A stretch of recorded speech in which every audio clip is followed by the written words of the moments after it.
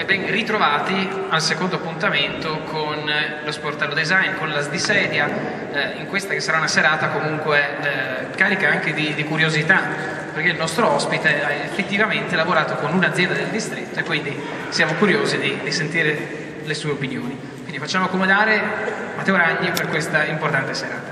Prima di procedere con il suo intervento, porto i saluti del professor Reitani, che purtroppo ha dovuto assentarsi, però ci teneva a portare i suoi saluti, e oltre ai saluti dell'amministrazione comunale vorrei invitare l'assessore Mancoric a portare i saluti della provincia di Udine. Grazie, buonasera a tutti. Innanzitutto un benvenuti. Oggi non c'è l'assessore Reitani, quindi a me l'onore, direi, di portare il saluto degli enti, in particolare della provincia che ho il piacere di rappresentare, e credo doveroso alcune considerazioni assolutamente positive e di ringraziamento nei confronti della Camera di Commercio, dell'amica Anna Lombardi. Posso chiamarti amica?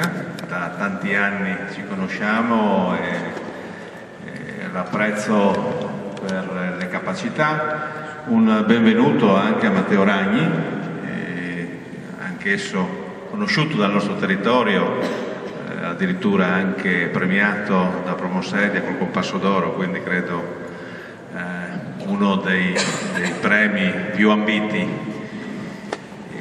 che rappresentano un po' il passato. Però doverosamente ci troviamo qui e vedo tanti giovani, il che fa molto piacere. Dobbiamo guardare al futuro e vedo che l'oggetto di quest'oggi è indubbiamente un elemento su cui le istituzioni, ma soprattutto anche la classe imprenditoriale e il cittadino stesso debba porre la sua attenzione, che è quella del design.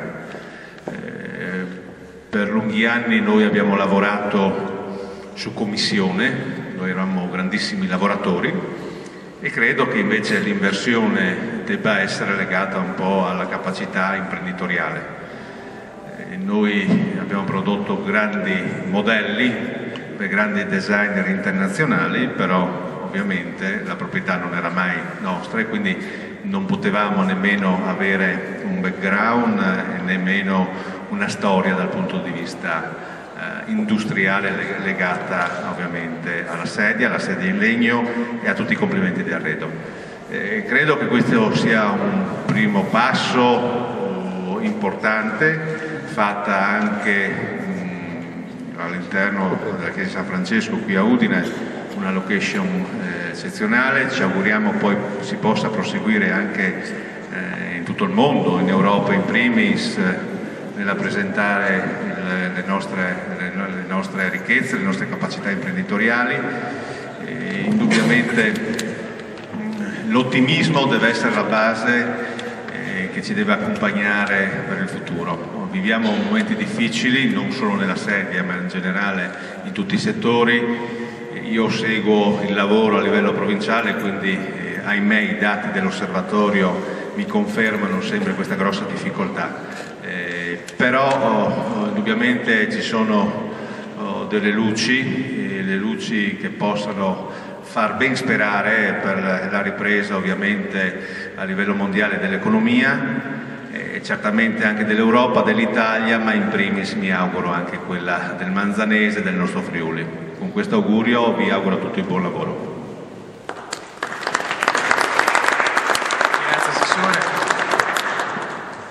L'AS di Sedia, l'Agenzia per lo Sviluppo del Distretto Industriale della Sedia, di cui ho l'onore di dirigere, è presente sul territorio da qualche anno. Ha iniziato a portare avanti delle attività sì, per il design, per la filiera, per l'aggregazione, per la promozione.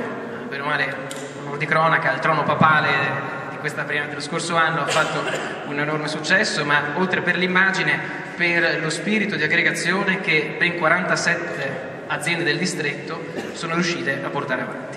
Un pochino a ricordarci quello che è l'AS di Sedia e quello che è un servizio, un'attività che inaugureremo questa sera, lo Sportello Design. Inviterei il vicepresidente dell'AS, l'ingegner Cortani, a portarci sul saluto e a presentarci l'AS di Sedia. Grazie Carlo. Buonasera, due parole soltanto. Sono qui a presentare i saluti del Presidente che ci raggiungerà fra poco. Io non sono bravissimo a parlare, ma vedrò lo stesso di dire due parole su quello che fa l'ASDI e perché l'ASDI fa poi questi incontri.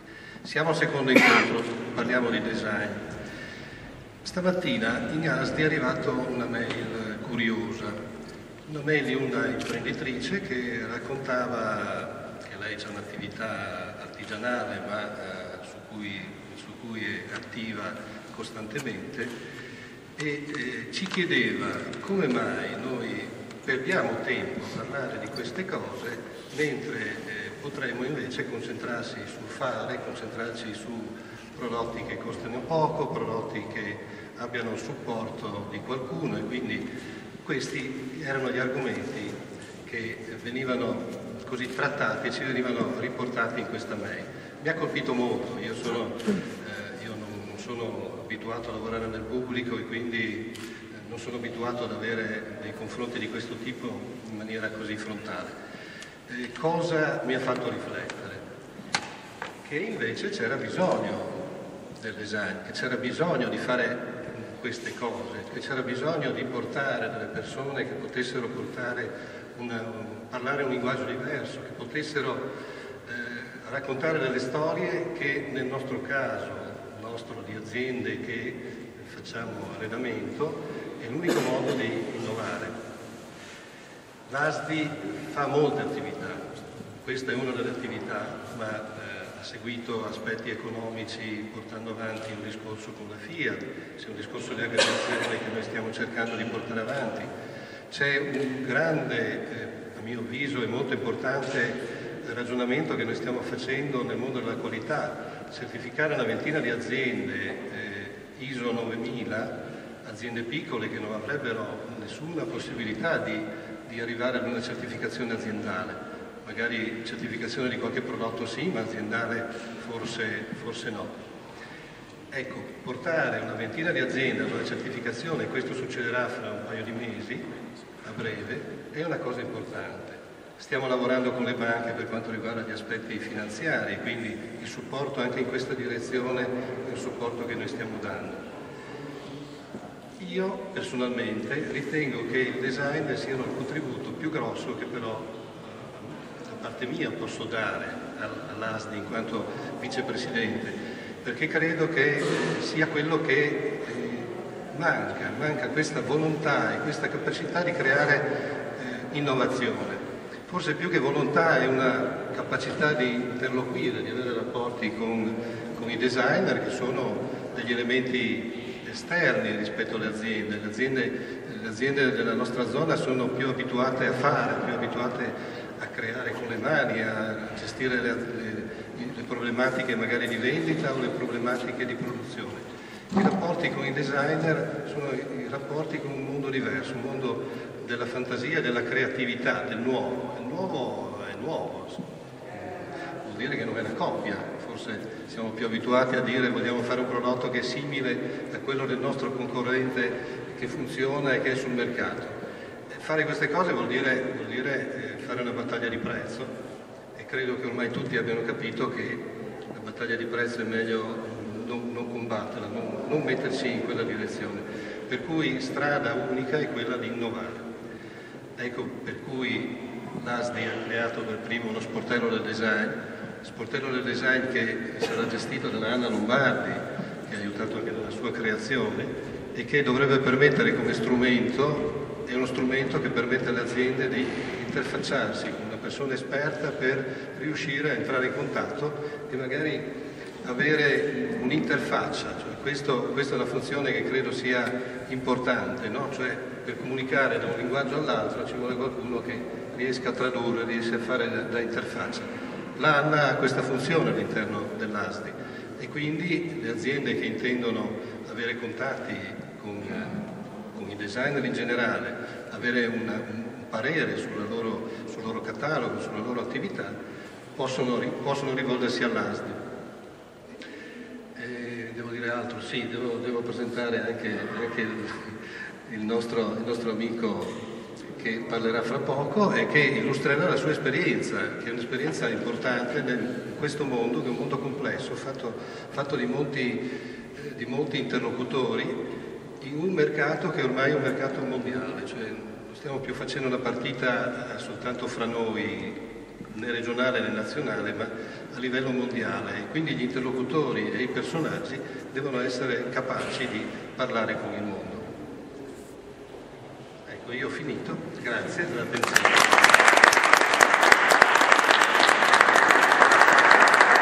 Grazie Presidente. Quindi, come ha giustamente introdotto il Presidente Cortani, questa sera ufficialmente presentiamo il sito dello Sportello Design. Anna mi raccontava che già un'azienda, sebbene non ci sia ancora il sito, è già venuta a chiedere qualche settimana fa i servizi, è venuta a conoscenza grazie agli articoli sul giornale di questa attività, e so che c'è un percorso che state comunque portando avanti. Allora, per presentarvi il sito brevemente, giusto per illustrarvi quelle che sono le funzioni e anche le attività che svolge lo sportello, Anna, 2 parole sulle varie sezioni: comunicazione, design e formazione. Devo passare il microfono, siamo senza microfono. Design è, abbiamo capito tutti che è un fattore strategico nel mercato. Il design crea valore aggiunto, quindi in definitiva difende il prodotto, difende soprattutto il costo del prodotto. Se il prodotto lo facciamo in Italia e siamo onesti, il prodotto avrà un costo perché paghiamo le persone che lo fanno. Quindi non possiamo fare una guerra di prezzi, perché significa anche abbassare poi i salari e fare una vita veramente non tanto bella. Quindi valore aggiunto, difesa del valore aggiunto, strategia. Strategia attraverso l'estetica, ma non solo, anche attraverso la funzione. Il design comunque è un mondo particolare, bisogna parlare un linguaggio comprensibile, e come linguaggio tra mondi e il linguaggio deve essere comune. Dunque questo servizio di design che l'ASDI promuove attraverso lo sportello design consiste sia nel mettere insieme designer e aziende, quindi le aziende che lo richiedono saranno aiutate nello scegliere, nel mettersi in contatto e nell'essere assistite nel rapporto con il designer, ma anche i designer che lo desiderano possono essere messi in contatto con le aziende, quindi un servizio diciamo proprio di matching che può avvenire in diversi modi, sia one to one ma sia anche attraverso workshop per esempio, quindi situazioni comuni, situazioni di aggregazione in cui più aziende e designer si conoscono e vicendevolmente si scambiano delle informazioni, addirittura ipoteticamente si può anche attraverso un workshop arrivare a dei prodotti, cioè non solo a delle idee ma elaborare proprio dei progetti che poi possono diventare dei prodotti, quindi con verifiche di fattibilità sul campo. Questi 2 servizi vengono dati in seguito a un altro bellissimo servizio che viene erogato dalla Camera di Commercio e che è il check-up design. Quindi se viene richiesto appunto alla Camera di Commercio una consulenza che è un'analisi sullo stato di fatto dell'azienda, quindi forze, debolezze, opportunità e minacce se volete, ma declinate nel campo del design. Quindi questo è il primo tema, la prima sezione. Poi c'è la sezione della comunicazione, che è un'altra nota dolente del distretto della Sedia, anzi forse direi la nota più dolente, perché ci sono delle aziende che fanno delle cose bellissime, hanno delle capacità anche tecniche importanti, però poi non riescono ad arrivare a quegli interlocutori che effettivamente poi li possono promuovere e ne possono promuovere anche le vendite, interlocutori che non necessariamente sono non è necessariamente il pubblico finale, quindi l'utente finale, ma alle volte sono delle fasce intermedie quali gli architetti o i progettisti o altre figure che specificano un certo prodotto alla loro committenza. Quindi questo noi cercheremo di assistere le aziende anche in questo con primo una newsletter, quindi noi abbiamo un database e creeremo delle delle newsletter, non ho altre modo per definirlo, in cui saranno evidenziati alcuni prodotti, alcune aziende, alcune situazioni innovative, cose che possono interessare architetti e designer. Ecco, questo è un servizio, è un redazionale, quindi non è che necessariamente a pagamento, cioè magari ci possono essere anche dei particolari a pagamento, ma sostanzialmente è un'attività redazionale. Come attività redazionale sono le news, di cui ne vedete una proprio nel sito. In questo caso abbiamo fatto una piccola recensione del lavoro che Matteo Ragni ha fatto con un'azienda del distretto della Sedia, anzi è per questo che poi l'abbiamo chiamato, l'ASDI l'ha chiamato, proprio perché per portare alla luce un'esperienza che forse non tutti conoscono, e che è quella di una piccola riconversione di produzione, quindi non più solo sedie ma altro, in questo caso, nel caso di Matteo Ragni, gli occhiali. E con questo anche chiuderei questa breve presentazione, semplicemente dicendo che l'incontro con Matteo fa parte di un terzo canale con cui vogliamo essere vicini alle aziende, che la chiamiamo formazione, ma tra virgolette sono incontri di vario tipo, a vario titolo, con cui cerchiamo di approfondire dei temi. Esatto, solo un'ultimissima cosa, quindi innanzitutto sportellodesign.it. Nella home page o nei contatti è possibile registrarsi gratuitamente, specificando anche qual è la propria professione, anche per dare a noi la possibilità di darvi una comunicazione più mirata, ossia se siete designer, architetto o un'azienda oppure altro, potete gratuitamente registrarvi e in questo modo ricevere le comunicazioni più adatte a quello che è la vostra professione. Quindi stasera le inauguriamo. Le news, come ha detto anche Anna, sono delle pillole di design, delle pillole di eventi che vengono fatti in regione, prodotti particolari che vengono presentati, mostre, quindi diciamo, non posso dire giornale, però un bollettino costante di quello che è il design nel nostro territorio. Io non andrei oltre e inizierei con quello che è il motivo principale di questa serata, l'incontro con Matteo Ragni. Una presentazione degna di nota da parte di Anna e poi iniziamo con le domande, perché le curiosità onestamente sono molte e per me, che non derivo in nessun modo dal mondo del design, sono estremamente curioso, 2 volte tanto. Io credo che più o meno probabilmente tutti conosciamo Matteo Ragni, comunque forse non tutti sanno che è un architetto. Si è laureato in architettura e non in design. A me ha incuriosito moltissimo questo aspetto. Poi ha dato vita allo studio Around Design con Giulio Iacchetti, con il quale ha vinto il Compasso d'Oro, proprio giovanissimo. Quanti anni avevi, Matteo? È incredibile, credo che tu sia stato uno dei primi, dei più giovani comunque, no? Con quella forchetta cucchiaio biodegradabile che si chiama Moscardino, che ha destato tanta curiosità ed è un oggetto veramente di una poesia notevole. E ha vinto un sacco di premi, lavora per molte aziende importanti che non sto a nominare, ma diciamo, c'è qualche cosa che tu vorresti particolarmente sottolineare? No.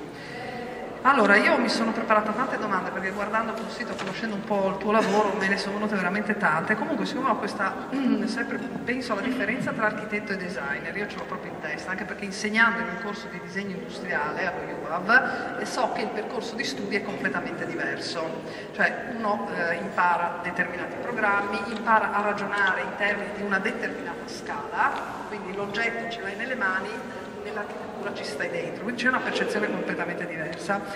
Ecco, e devo dire che nei tuoi oggetti ho visto quasi 2 filoni, mi incuriosivano. Da una parte ci sono degli oggetti volumetrici, come il fireplace per esempio, no? Ci sono oggetti dove sono quasi delle piccole architetture, e altri invece che hanno un aspetto e una diverso, tipo appunto il moscardino, ma non solo il moscardino, mi viene in mente anche la ciocopirina. Ecco, la ciocopirina è una pillola di cioccolata. A me sembra una cosa stupenda, cioè un blister in cui le pillole sono appunto dei piccoli piccoli cioccolatini, hai fatto parecchie cose tra l'altro con l'industria alimentare, no?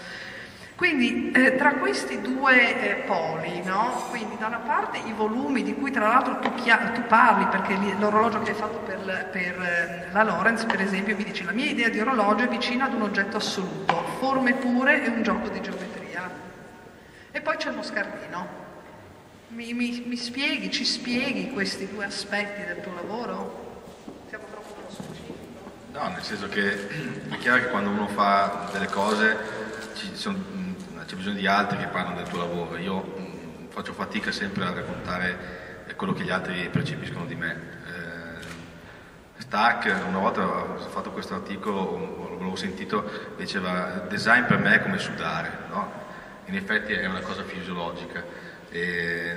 La mia formazione di architetto chiaramente ha influito sul mio approccio al design.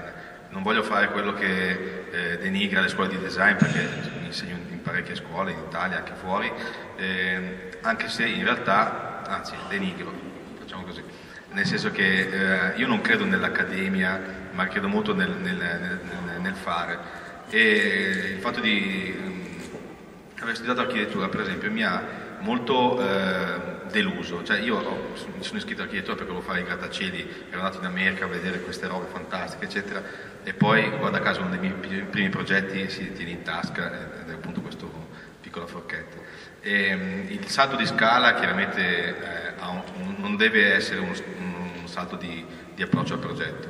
Adesso tu hai trovato queste chiavi di lettura che sinceramente non avevo notato io, perché io non è che mi metto di adesso faccio un gioco di geometria, adesso faccio un oggetto. A me capita di incontrare delle persone, e per me il fatto di essere qua oggi con tante persone mi sembrava di essere un po' un cerimoniere, nel senso che io adesso, scusate, parlo di cose da un momento all'altro, è difficile anche seguirmi forse, però vabbè, sono fatto così. Incontri persone, vedo delle persone che non vedevo da anni, e mi hanno chiesto prima: ma è la prima volta che lavori in Friuli? Dico sì, non è vero, perché conosco delle persone, dei ragazzi che hanno studiato a Milano, sono qua, altri sono di qui e lavorano in studio da me, quindi è un pasticcio, nel senso che mi viene difficile adesso definire i miei progetti, definire la prima volta, eccetera. Siamo in un periodo ovviamente di grande spaesamento. Sono contento di questo sportello, adesso quasi quasi mi iscrivo anch'io, se non costa troppo, per orientarmi, perché gli oggetti architettonici, tu dici il biocaminio piuttosto che il tavolino, piuttosto eccetera, sono il classico, cioè l'oggetto classico, perché adesso a me viene un po' da sorridere, perché il Grottani per me, non per me, per la nostra categoria, cioè è il miele, diciamo così, no? Nel senso che sai bene che qua ci sono tanti ragazzi, non posso che venire da me, andate dalle aziende, nel senso che a me fa anche sorridere quando a volte in fiera ci sono quelli col book dietro, che le aziende vogliono vendere, e i designer sono un po' come delle cose da scacciare, perché sono noiosi, vogliono i soldi, vogliono le royalty, eccetera. Ma adesso sto andando fuori tempo, scusa, adesso questa cosa, cioè io per esempio la giocoperina è un gioco di parole, ecco, forse qua ci possiamo agganciare anche a un progetto. Prima si parlava una chiacchiera così, i prodotti oggi è chiaro che la funzione, cioè è noioso parlare di forma-funzione, l'abbiamo già superata 10 volte, e bisogna puntare un po' all'emozione, no? Non è che l'ho inventata io sta roba, si sa.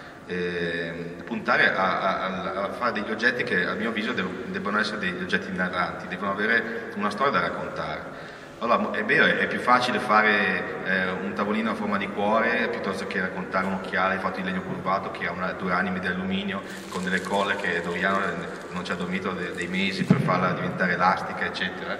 È vero. Il nostro compito di design è quello, adesso dico una cosa magari strana, cioè di educare, no? È un atto politico, appunto, noi dobbiamo educare le persone al consumo del bello. Mi piace quello che hai detto tu prima, perché si dice il prezzo, la qualità e tutto. Noi siamo sempre legati al voler fare le cose di design che costano tanto, no? Perché il paragone, le cose di design devono costare tanto. No, diciamo che i presupposti dovrebbero essere diversi.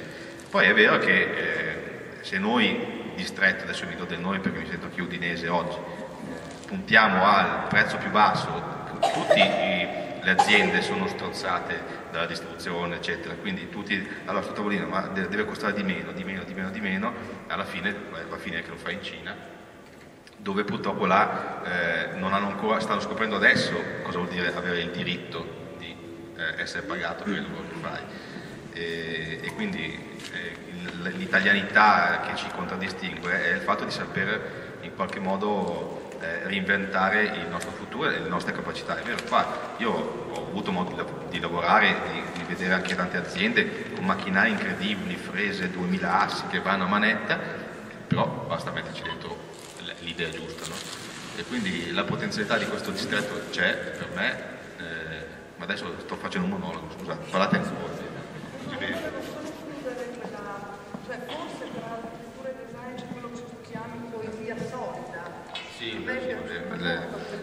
Sì, perché tutti mi dicono un denominatore o un comune denominatore comunque che fa sì che le cose piccole o grandi, anche disparate in termini di oggetti o di settori merceologici, comunque c'è qualcosa che è in comune, che forse è questa la cosa che dici tu, poesia solida.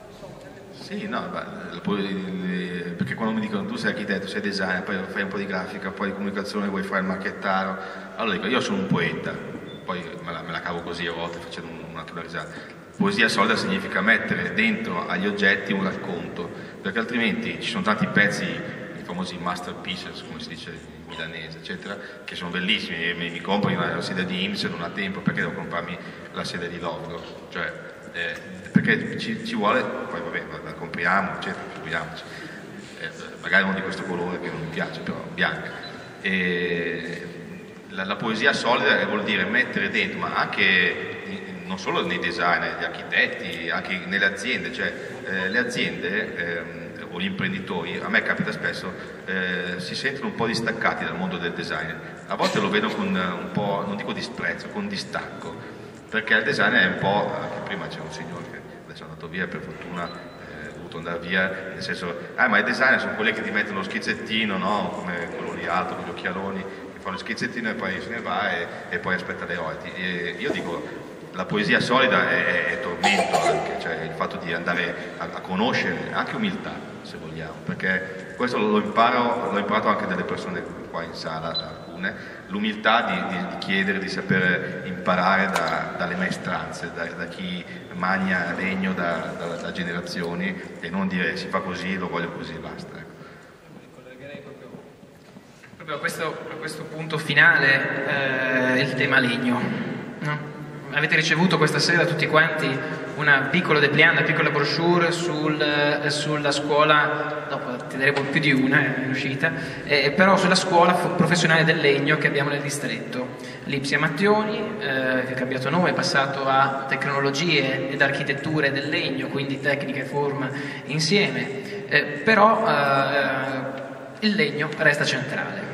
Il legno logicamente può avere varie forme, qui nel distretto si è sviluppato negli anni passati, in particolare con la sedia, ma vediamo in questa sala e conosciamo tutti che il legno può avere delle forme molto particolari. Ecco, il legno come sensazione a te cosa trasmette, quale tipo di emozioni o anche quale tipo di rapporto vivi tu col legno?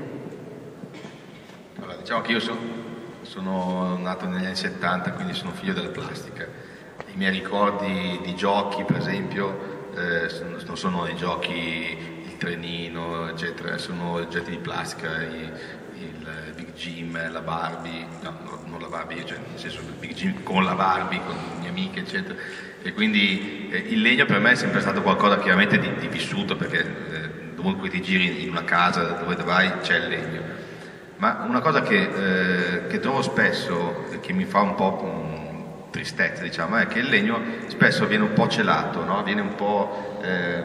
quasi si vergogna del legno in alcuni casi, ed è, adesso faccio un salto, perché parlando del legno mi viene comodo dopo per raccontare come io sono venuto qua oggi, nel senso che anzi c'è lì un testimone, che questo signore molto giovane, che si chiama Elio, che è il mio primo figlio, e è per colpa sua forse che io sono qua, per merito suo, perché insomma quando si diventa papà, poi per 3 volte è pesante, cioè le occhiaie eccetera, però ci sono anche tante domande che ti fai quando vedi per esempio i tuoi bambini che giocano con i gormiti, con le cose di plastica eccetera, e tu vorresti essere magari in maniera molto romantica eccetera, un papà ideale che gioca con i mattoncini di legno eccetera, e non trovi altro che le macchinine magari di legno che costano un botto e sono verniciate perché devono essere rosse.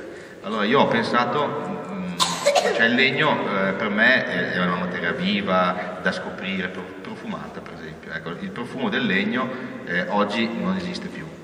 Oggi siamo tutti come si dice, sterilizzati, no? Cioè, una volta una sana odore di sudore, no? Che c'è ancora nella metropolitana Milano chiaramente, però c'è gli odori, no? Progettare gli odori.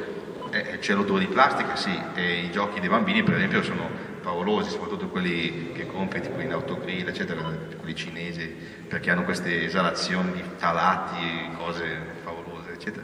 Io sono ancora vivo, insomma, più o meno vuol dire che non ho proprio ingerito troppa plastica, però allora il legno per me, ma qua ci sono anche tanti esempi, no? Deve essere una cosa viva, da vedere, da toccare, da annusare, eccetera.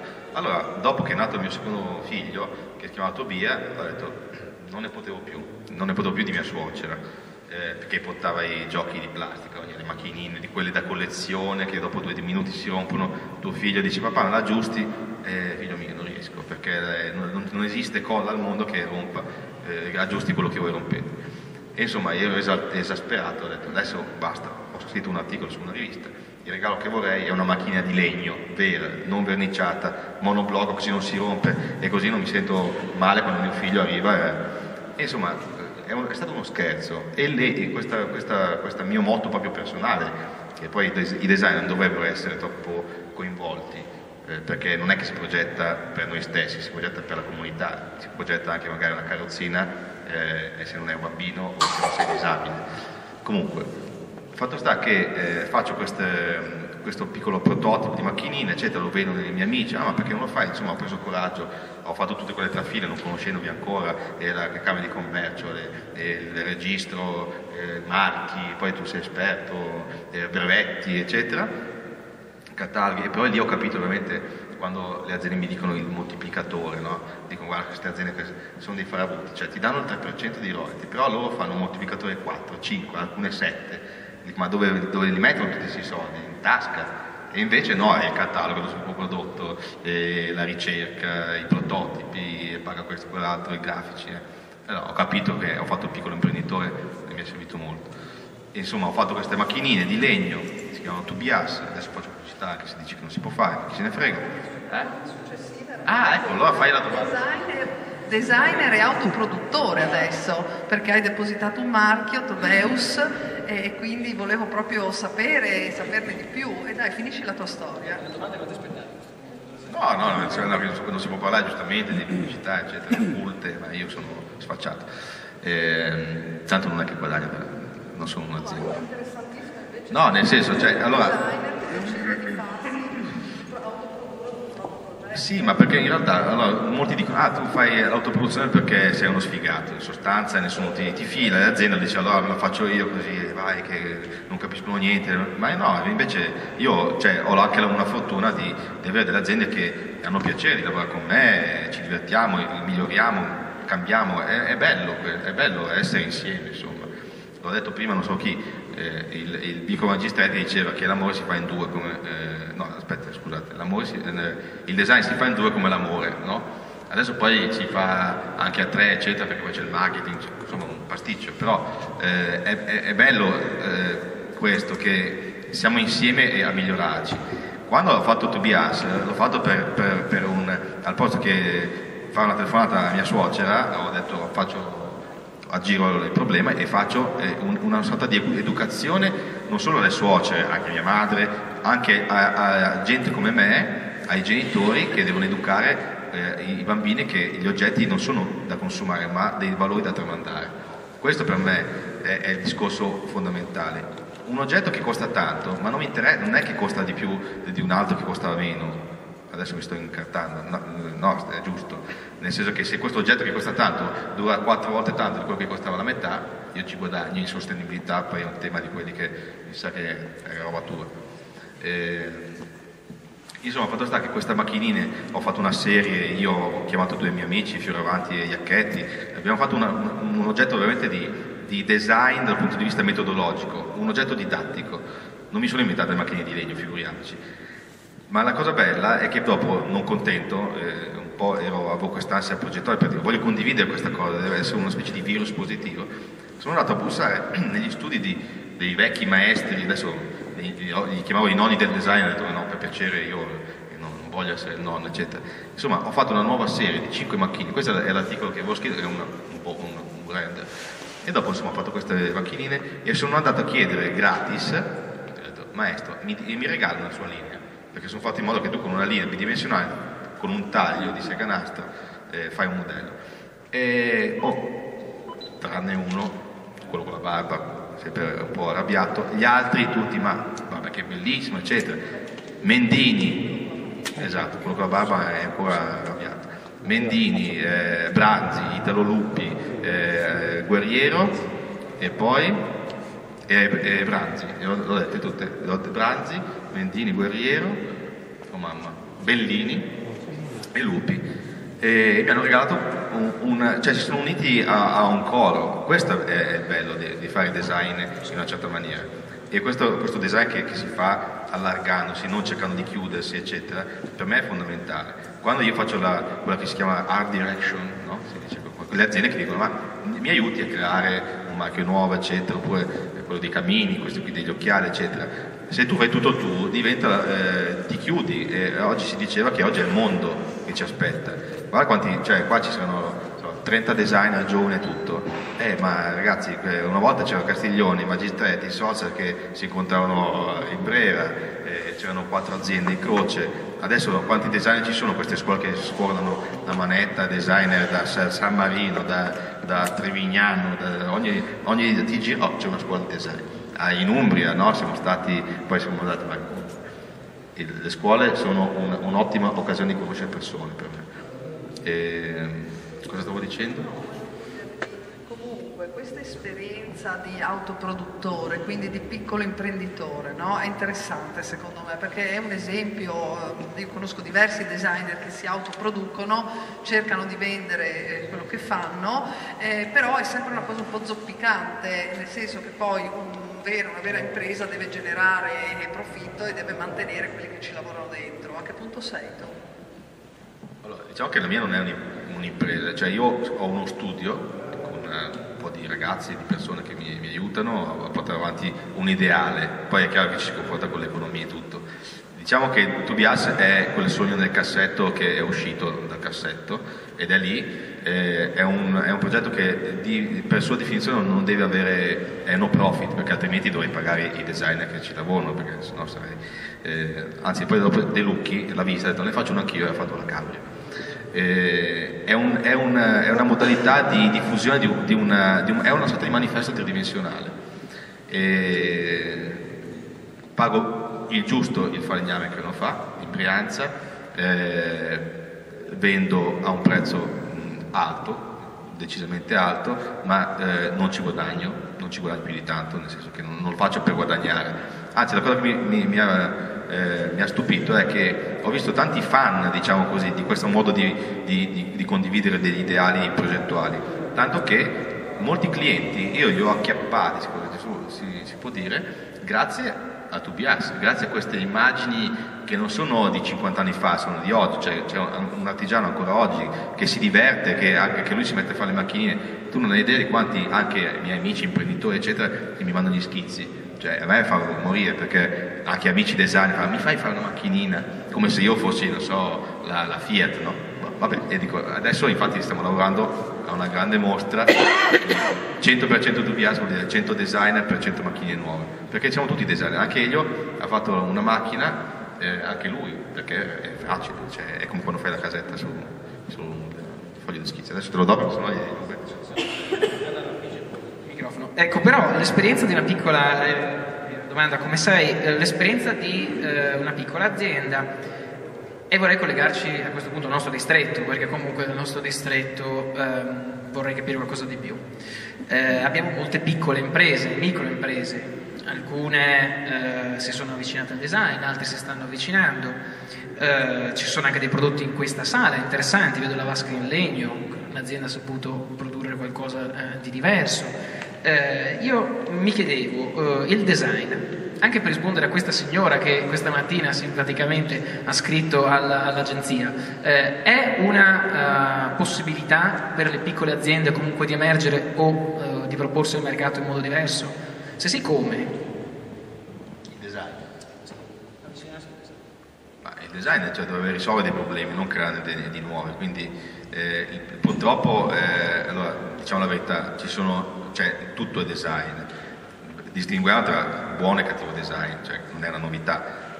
Ci sono molti simili designer che hanno fatto stragi, non solo qua nel distretto, ma in tutta Italia, eccetera. Quindi è una questione veramente di la Paola che è lì che sta girando, dice la vita è l'arte dell'incontro. È vero, tu incontri la persona giusta al momento giusto magari e fai un progetto giusto. E spesso capita nella vita, anche nelle relazioni personali, incontri la persona giusta e insieme fai un pezzo di strada e condividi degli ideali e vai avanti.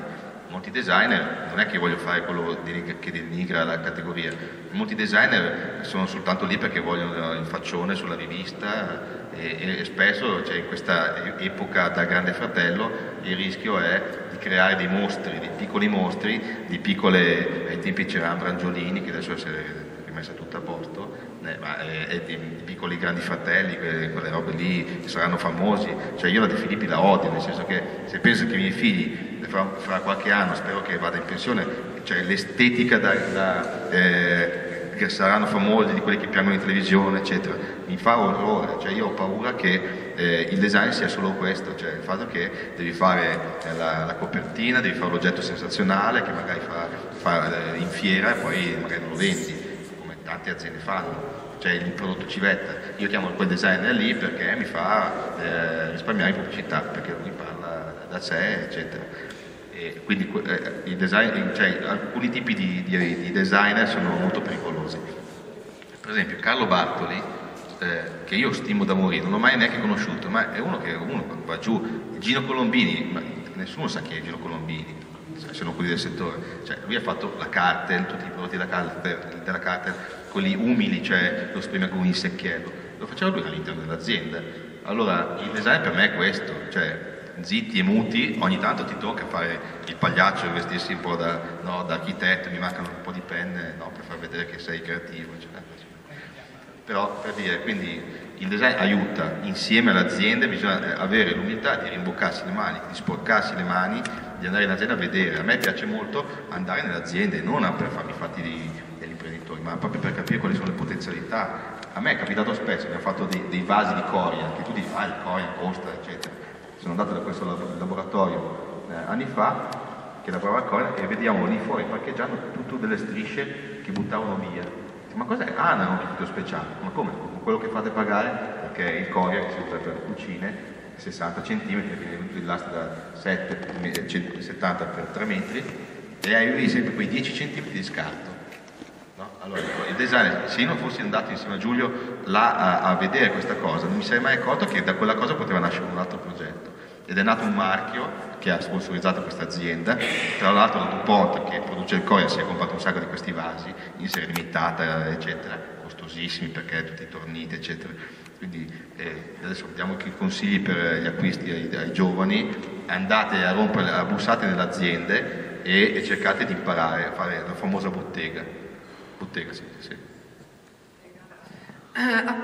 A proposito del lavoro che stai facendo con la Camparisola, no? Hai fatto le forchettine per la Pandora, poi la sedia per la Planck, Camparina, il bar alla Triennale Compagnia Bella, quindi da una parte sei associato in qualche modo, ti senti più De Pero o più Munari?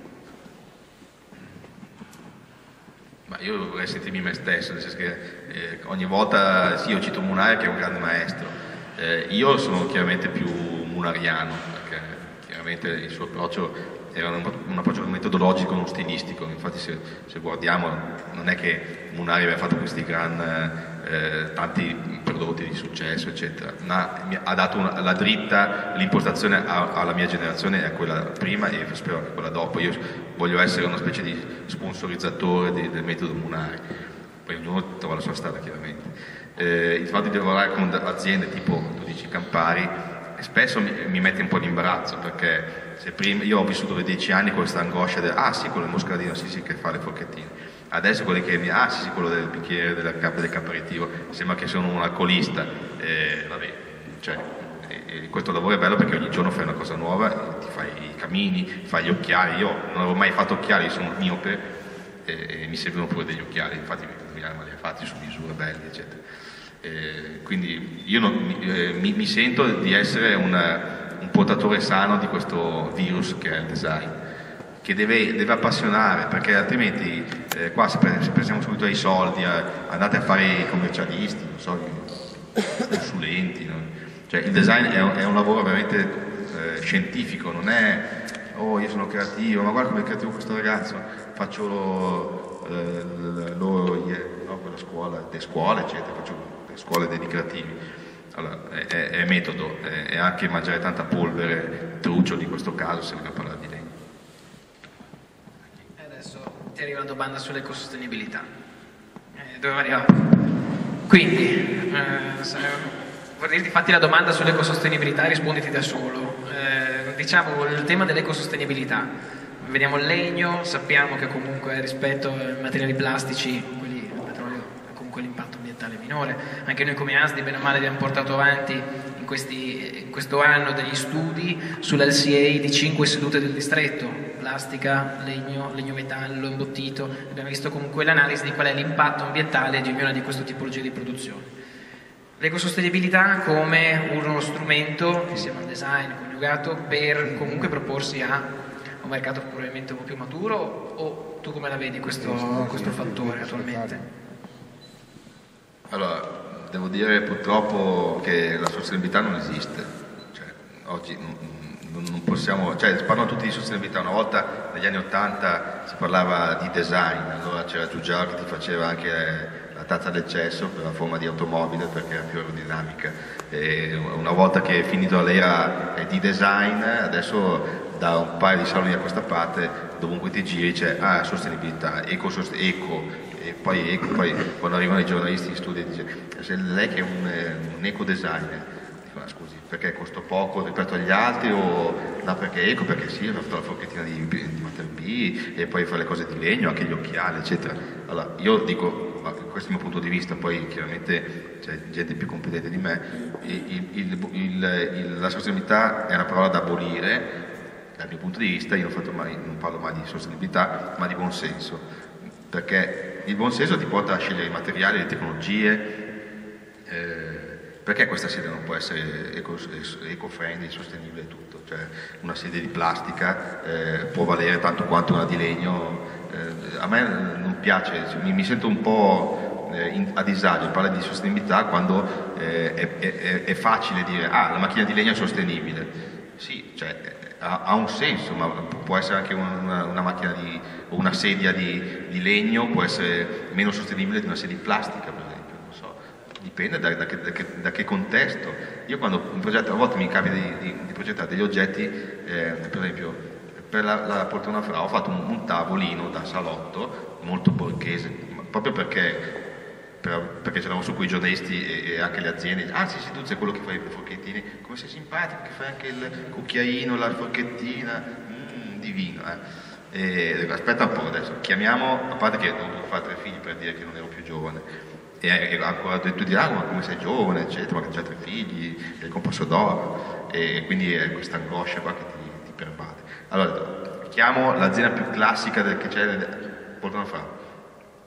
Mando cose eccetera, poi devo dire che ho avuto una di quelle fortune perché è il momento giusto, era il progetto giusto, il momento giusto per l'azienda giusta, e questo è una regola che a scuola non mi insegnano, ma che in realtà a parte che non è una regola perché è una botta di fortuna beccare il momento giusto, l'azienda giusta si può beccare e il progetto giusto sì, e quindi anche perché a scuola, scusate, adesso vedo un po' di ex studenti che sono venuti qua, a scuola non ti insegnano a studiare, ti insegnano a studiare solo il design, ma neanche tanto, bisognerebbe fare di più, e non ti insegnano a studiare i cataloghi, perché molto spesso si casca in questa... Cioè uno vorrei fare oggi sono creativo, mi faccio una bella bottiglia o faccio una bella sedia, poi dici chiami, vabbè, Moroso, Moroso no, vabbè, Zanotti neanche, quell'altra finché, ma bisogna fare il progetto per quell'azienda, no? Cioè è come dire, tu vai in discoteca e dici la prima ragazzina che ci sta va a casa con me,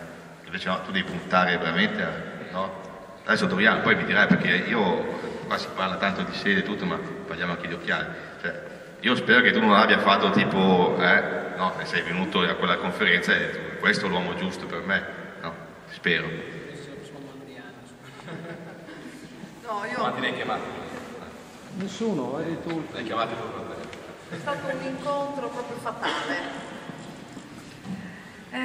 Ma io ho ancora una domandina così un po' di quelle intellettuali, però possiamo anche lasciar perdere se qualcuno vuole fare delle domande.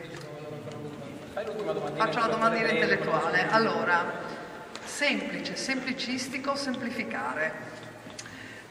Secondo me semplice, semplicistico, semplificare.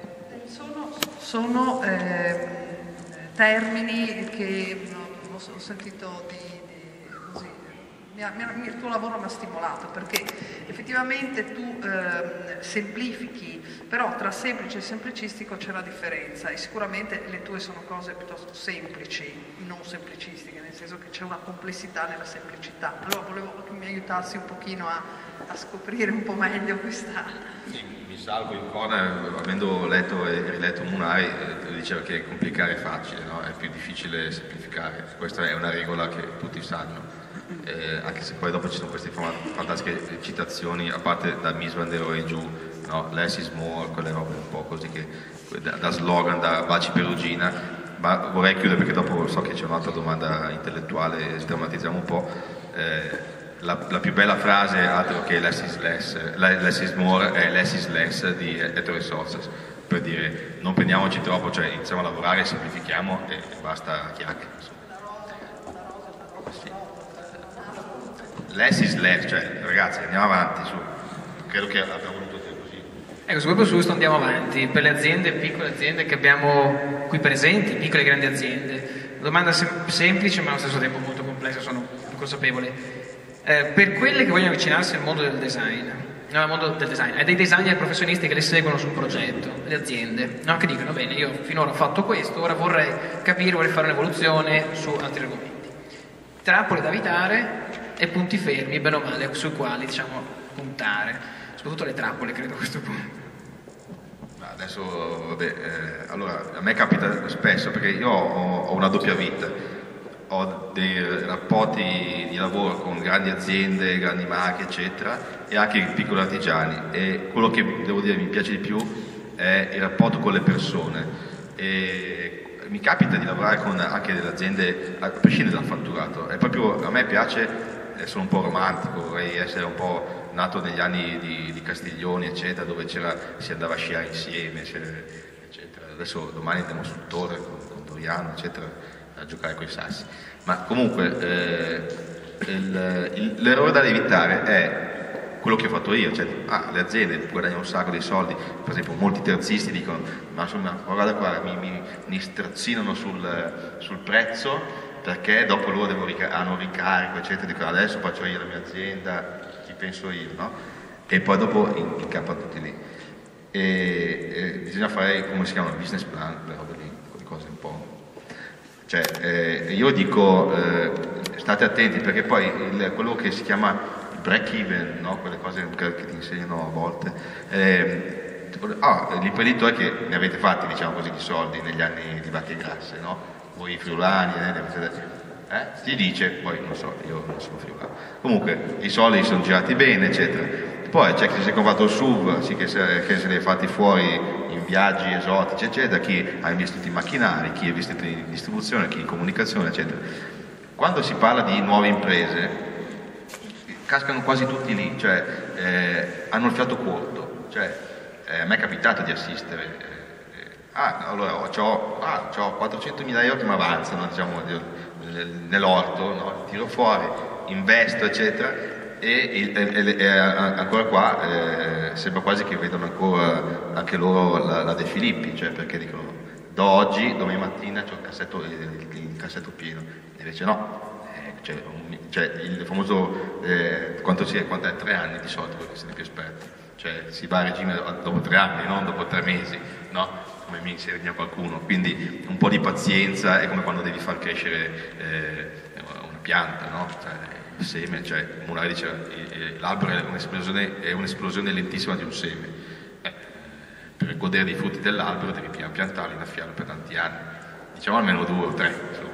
Comunque, e questa è una grande, e poi una cosa che per me si sposa bene anche con quello che diciamo, perché a parte l'ironia facile e tutto, io quello che si dice in termini un po' volgari, il passo della scimmia, perché per esempio con l'esperienza con gli occhiali, non è che un'azienda un giorno fa le sedie, il giorno dopo diceva andate tutti al diavolo, stavolta faccio gli occhiali, no? Il passo della scimmia, le scimmie, la natura ci insegna che quando fanno tipo Tarzan, no? Da un ramo all'altro, non è che si buttano così, no? Allora si buttano su un ramo, lo testano, intanto hanno la coda attaccata a quello che sanno che tiene, quando sentono che tiene mollano il quell'altro. Quindi io non so se voi farete un passo della scimmia o un passo di Tarzan che si butta così, sicuramente quello della scimmia, giustamente e molto sapientemente, quindi si provano i rami.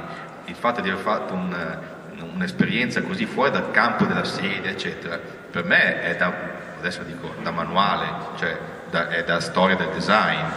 Ce ne sono tanti di altri esempi, però in questo caso a me piace molto questo, lo racconto sempre con molta passione anche, no? Domanda tecnica? Allora, farei passerei la parola, devi dire qualcosa? No, passerei la parola. Ecco, se qualcuno vuole approfittare di Matteo Ragni qua per chiedergli qualcosa, chiedergli qualcosa. Beh, allora, dopo questa comunque questo bellissimo dialogo, insomma, io direi se non sono domande, di ringraziare Matteo Ragni per la sua disponibilità. Ecco. No, aggiungo una cosa, perché siccome questa è come un déjà vu per me, quando sono andato a fare questa conferenza a Manzano, eccetera, erano tutti molto, diciamo, mi ha chiesto qua cosa vuole, eccetera. Non con me, con altri ragazzi, eccetera. Agli imprenditori dico: non abbiate paura di esporvi, perché poi c'è il detto che abbiamo subito cancellato dal sito, perché è visto dai milanesi, che il friulano è chiuso, che è sempre sulle sue, eccetera, no? Che non ha voglia di aprirsi. Ecco, questo qui, guarda, quella cosa lì è quello che mi ha fatto vedere Doriano e Nereo sono venuti in studio e dico: cavolo, Superman, no, Spider-Man, una roba che occhiali favolosi, eccetera, con la lattina di Coca-Cola. Dopo da lì è venuto fuori, ecco, questo qui è Doriano che lavora. Sono cose un po' da libro cuore, però cioè, anche la passione, no, di questo. Io ho fatto delle foto lì in laboratorio e tutto. Cioè, allora, voi imprenditori cercate di aprire un po' le porte al nuovo, senza aver paura che ci sia il designer di turno che vi vuole fregare i soldi per comprarsi il sub. Cioè, bisogna saper scegliere prima di tutto i propri maestri come designer e i propri interlocutori, i propri partner, come avete scelto vostra moglie o vostro marito, eccetera. Scegliete le persone con la quale avete voglia di condividere un progetto imprenditoriale, perché qua non si sta scherzando, giustamente, c'è da mantenere i figli, gli operai, la fabbrica, il mutuo, le cose, tutto, quindi non è che sì, adesso abbiamo fatto magari 2 chiacchiere, simpatia e tutto, sono cose serie queste, cioè, quindi cercate di aprirvi. E voi designer, giovani, vecchi, eccetera, adesso io non è che ve ne fai il nonno, cioè sono ancora giovane, no? Però la mia esperienza è non arrivate lì e cercando di dire tu devi fare questo o quell'altro, eccetera. Bisogna sapere un po' più ascoltare, osservare a lungo, capire profondamente e fare in un attimo, come diceva il nostro Munari tempo fa.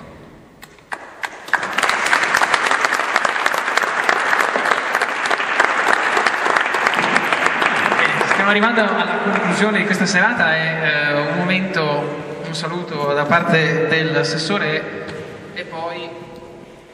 No, non volevo concludere, ma volevo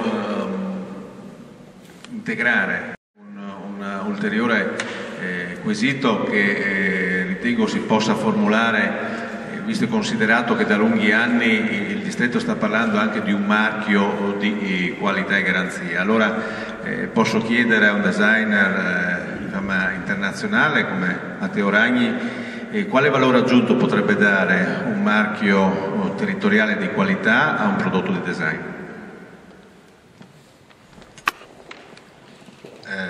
Dunque, un marchio di qualità, cioè a me vengono in mente i marchi, sicuramente male non fa, secondo me. Ci devono essere, a mio avviso, dei parametri molto rigidi, eccetera, che attestano che la tua azienda lavori nel rispetto della qualità del lavoro, della qualità dei prodotti, dei processi, eccetera. Questo sicuramente può essere un ottimo strumento per differenziarci da prodotti anche contraffatti. Adesso poi non voglio aprire questi discorsi che dopo ci fanno stare male tutti. Cioè, il fatto di made in Italy a me fa veramente ridere, cioè, perché tanti dei miei clienti sono scoraggiati da questo fatto che non c'è ancora una legge che tuteli il vero made in Italy, perché tu importi una roba fatta in Cina, gli metti dentro una scatola che è fatta in Italia e made in Italy, e questa roba qua distrugge qualsiasi tipo di sogno e di passione che uno possa metterci. Allora adesso dal punto di vista politico io non lo so, non voglio neanche pensarci, però ci sono tante aziende che hanno voglia di fare le cose fatte per bene, nel rispetto del lavoro, della qualità, eccetera. Questo marchio di qualità, io spero che sia, non so, sta nascendo, lo volete fare, fatelo, nel senso, fatelo e fatelo rispettare soprattutto, perché altrimenti vince sempre quelli che non paga le tasse, no? Che sono furbi qua. In America li mettono in galera, qua siamo tutti furboni, no? Allora, ma sì, io faccio Made in Italy perché una parte della produzione è Made in Italy. Allora questo gioco qua, a me non è che spaventa il fatto di non fare le cose in Italia, figuriamoci, basta chiamarle con il proprio nome. A volte poi anche l'IKEA sono maestri, design in quality IKEA o Sweden, poi sono una cosa svedese, poi made in Taiwan, eccetera, lo dicono, cioè. Però il Made in Italy per me, a parte che poi ci sono tanti designer stranieri, aziende straniere che lavorano con gli italiani, cioè, è un gran pasticcio, ma è il bello, cioè noi siamo tutti meticciati ormai, è bello questa cosa, ognuno deve avere il suo ruolo per me. Non so se ho risposto, però non è una domanda facile, poi a quest'ora insomma c'è un che fame, eccetera. Bene, ho visto che è arrivato anche il presidente della SDSedia, magari gli facciamo fare il saluto finale e poi facciamo l'ultimo applauso di ringraziamento. Presidente Mauri, giusto per salutare comunque, dare ufficialmente anche il via allo sito dello Sportello Design, che già il vicepresidente è presente. Buonasera a tutti, mi trovo un po' insomma così perché dopo 3 ore di macchina, sono stato stamattina alle 5, 8 ore di lavoro da un'altra parte, un po' dura. Comunque vedo che insomma la presenza c'è, mi hanno detto che è stato interessante. Che si è parlato parecchio di design, anche di Munari, per cui abbiamo avuto occasione di parlarne proprio a San Giovanni non tanto tempo fa. Cosa devo dire? Sportello Design è uno delle cose, delle eccellenze, dei lavori che bisogna fare per portare avanti il distretto. Sicuramente noi il distretto lo vediamo come un'azienda che vive, che lavora su tutte le arterie che sono la vita del nostro paese, le arterie dei paesi, le strade sono quello che è una grande fabbrica. Quando vediamo alla Fiat che noi vediamo i carrelli che passano dentro quelle strisce gialle in mezzo alla fabbrica, io immagino che il nostro distretto siano appunto le strade, sono quelle strisce gialle e abbiamo gli opifici in tutti i nostri paesi.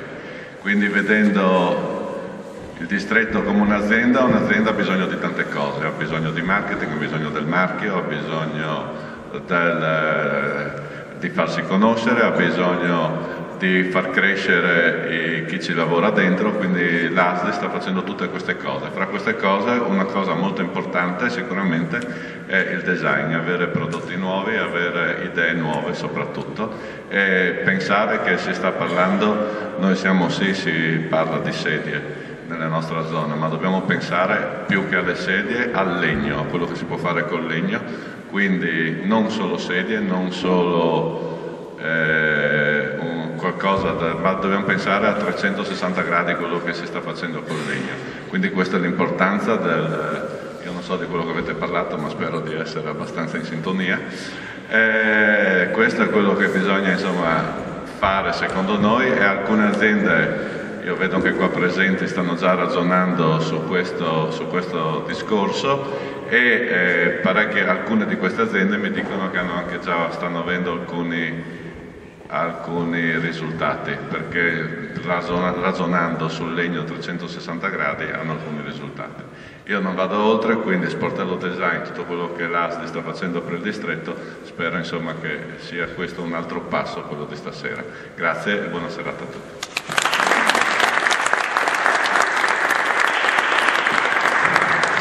Matteo, grazie mille, è stata una serata veramente splendida, anche per me ho iniziato a capire un po' di più sul design, quindi ti ringrazio. Grazie di aver partecipato, buona serata, ci vediamo al prossimo incontro che l'ASDI 6 dello Sportello Design promuoverà, quindi a presto e buona serata.